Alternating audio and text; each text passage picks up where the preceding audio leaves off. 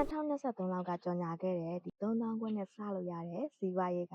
အခု2026မှာအကျုံးဝင်သေးလားဆိုလို့ရှိရင်တော့အားလုံးသိကြတဲ့အတိုင်းပဲအခုလက်ရှိစီးပွားရေးဈေးကွက်အခြေအနေက2ဆ3ဆလောက်ထိုးပြီးတော့မှမြင့်တက်နေတာဖြစ်တဲ့အတွက်ကြောင့်မို့အကျုံးမဝင်တော့တာတော့သိကြပါတယ်ဒါပေမဲ့အမှန်တကယ်စီးပွားရေးလုပ်ချင်တဲ့သူတွေ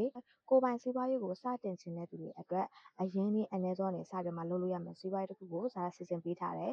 ဇာတ်ကအားလုံးသိထားတဲ့အတိုင်းပဲဒီ skin care အလှကုန်လက်ကဖြန့်ချီရေးဇာတ်လုပ်နေတယ်ဇာတ်လက်ကဖြန့်နေတဲ့ product တွေကတော့အများကြီးရှိတယ်လက်ကယူမယ်ဆိုလို့ရှိရင်ပစ္စည်းတစ်မျိုးကို3ခုကနေစပြီးတော့မှဇာတ်လက်ကပေးတယ်ဒါပေမဲ့ product တွေအများကြီးဖြစ်တဲ့အတွက်ကြောင့်အကုန်လုံးကိုလိုက်ပြီးမှယူနေမယ်ဆိုလို့ရှိရင်တော့ဈေးအရင်များပါမယ်အဲ့တော့အခုမှစတင်ခြင်းတဲ့သူတွေအတွက်ဆိုလို့ရှိရင်တော့ဇာတ်စဉ်းစားပေးထားတာကဒီလိုမျိုးအထုပ်ကလေးပေါ့နော်ဒါကတော့ MD Skin Care Official ကနေရဲ့ product လေးပေါ့နော်အဲ့တော့ဒီလိုမျိုးအထုပ်ကလေးဆိုလို့ရှိရင်အခု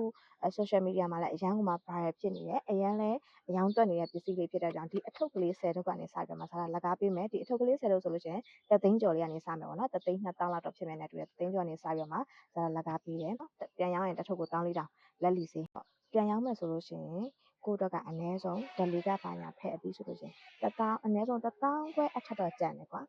အဲ့10ထုပ်ကုန်လာနဲ့1000ခွဲအထက်ကျန်တယ်ဒီဟာကလည်းကိုယ့်ရဲ့လက်ထဲမှာအကြာကြီး stock ပုံရင်းထားမှာမဟုတ်ဘူး10ထုပ်ဆိုလို့ရှိရင်ဘာပဲပြောအရင်လဲဒုက္ခမများဘူးလေနော်ကိုအတွက်လည်းဝင်တော့ဝင်မှုမဖြစ်ဘူးအဲ့တော့ဒီ10ထုပ်ရောင်းကုန်လာတာနဲ့ကိုအိတ်ထဲကို1000ခွဲလောက်အနည်းဆုံး1000ခွဲလောက်တော့ကျန်မယ်ပေါ့နော်အဲ့တော့တကယ်လို့ကိုကစီးပွားရေးကိုစားတင်နေတယ်တကယ်လုပ်ချင်တယ်တကယ်စိတ်ဝင်စားရဆိုလို့ရှိရင်ဇာတ်နဲ့ချက်ပေါက်မှာအသေးစိတ်တိုင်ပင်ဆွေးနွေးလို့ရတယ်ဒီ page ကြီးမှာကျတော့အများကြီးဇာတ်ပြပြပေးလို့မရလို့ပေါ့နော်တကယ်လို့အသေးစိတ်သိချင်တယ်ဆိုလို့ရှိရင်တော့ဇာတ်ရဲ့ Viber မှာဆက်သွယ်မေးလာလို့ရတယ်လို့ဖုန်းနံပါတ်ကိုဆက်သွယ်ပြီးမှလည်းမေးလာလို့ရပါတယ်ရှင့်ကျေးဇူးတင်ပါတယ်